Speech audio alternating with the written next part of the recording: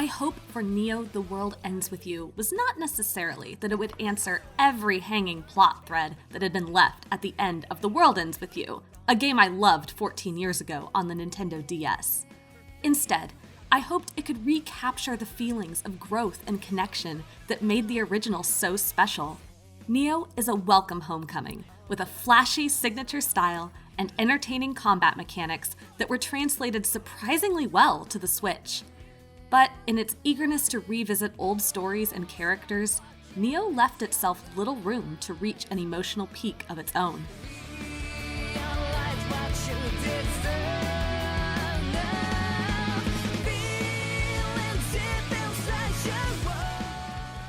Neo: The World Ends With You takes place in a ghostly parallel version of Shibuya, Japan, where the deceased are sent to play a sadistic, week-long Reaper's game for the right to return to life.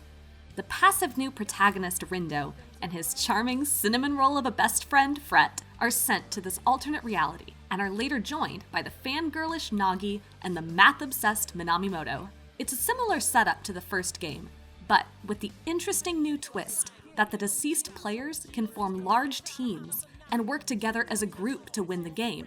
This welcome change allows Neo to explore dynamics between a much larger cast of named characters, broadening the potential for interesting relationships. Shibuya is a delight to explore, stuffed with fashion, food, music, and culture.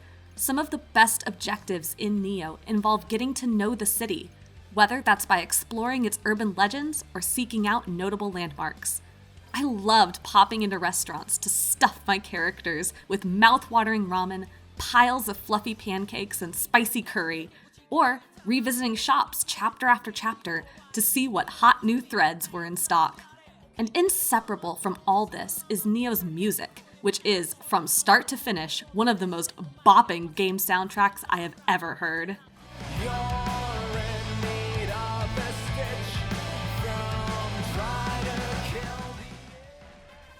Alongside its joyous portrayal of Shibuya, what impressed me throughout Neo were the numerous ways in which it was able to translate the spirit of the original's combat onto a very different platform.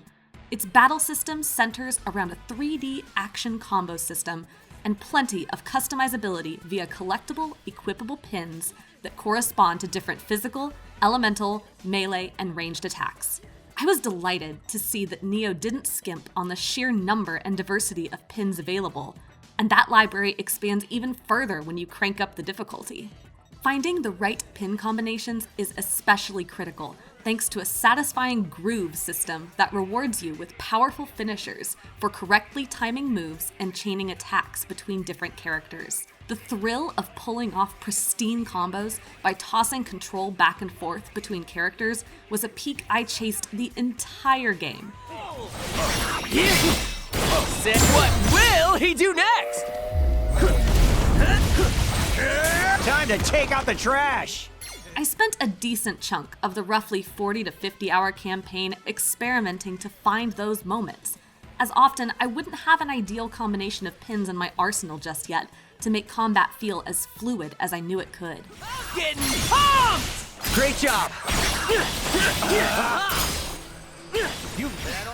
The moments when I hit those good vibes are what will ultimately stick with me about Neo's battle system, but the groove had its missteps too. The later hours of Neo have a number of boss battles with some truly fascinating setups, but its dodge and camera controls don't always keep up. And because you can only control one character at a time, the AI is left to manage the rest of your party and will often walk them directly into attacks that you correctly dodged, meaning you might lose a fight here or there despite doing everything right. I also ran into a few annoying bugs in battles, especially in later chapters, including a game crash at the start of a dramatic boss fight.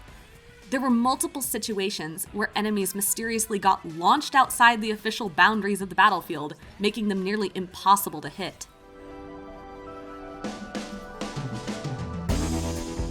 From a story perspective, Neo is as direct a sequel to The World Ends With You as one could want, and I was satisfied with the ways in which it answered dangling questions from that game. In fact, I highly recommend either playing The World Ends With You Final Mix or watching the anime before playing Neo if you haven't yet. While the characters try their best to summarize certain major events, the intricacies of that story can be difficult to follow if you're just listening to their rushed explanations. What Neo unfortunately leaves behind in its success as a direct story sequel are its new, original characters. While most of the cast gets occasional moments of depth and development, they never quite reach the heights of the character arcs in the first game. When they do get a bit of development, it's usually all smashed into one day with little build-up.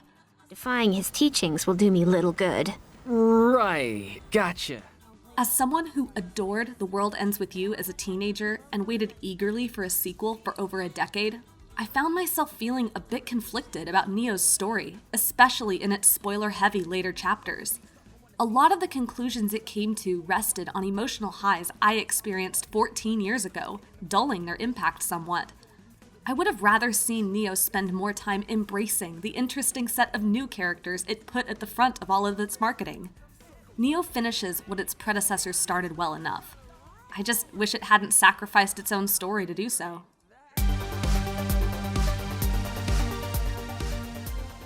Neo: The World Ends With You is a sequel that leans heavily on recapturing what made the original so special. That's to its benefit in some ways, such as its lively depiction of Shibuya, its incredible soundtrack, and its stylish, flowing combat system. But to its detriment in others. Its story satisfied me as someone who's been waiting 14 years for answers to The World Ends With You's most tantalizing mysteries, but it pays for that resolution by sidelining its new central cast and foregoing a hard-hitting, emotional story of its own. For more, check out our reviews of Death's Door and The Legend of Zelda: Skyward Sword HD. And for everything else, stick with IGN.